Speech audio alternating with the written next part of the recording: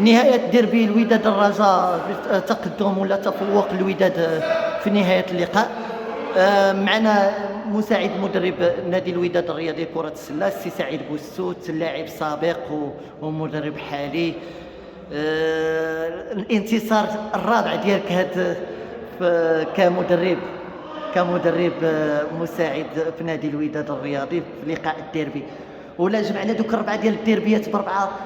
شكون اللي فيهم صعيب ولا كلهم الديربي باش نقول لك الديربي كله عنده نفس الخصوصيه، يعني نفس لابريسيون، نفس الجو، نفس الحماس، نفس كيختلف على حسب من موسم لاخر.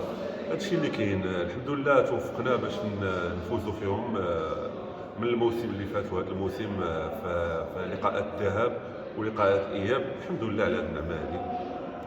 السي سعيد، شفنا بروميير ميطا كانوا لي فوت بزاف عند اللعابه كلا الفريقين، وفي دوزيام ميطا حاولتوا تجيريو دوك الاخطاء ديال اللاعبين باش يكملوا اللقاء. واش ما كانش عندكم شي صعوبات في ديك الوقت؟ لا، هذا هو العمل ديال الكوتش حسن وديال عبد الرفيق.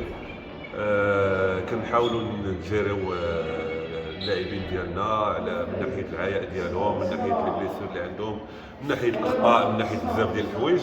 الحمد لله توفقنا في العمل ديالنا. كنتمنوا الخير ان شاء الله.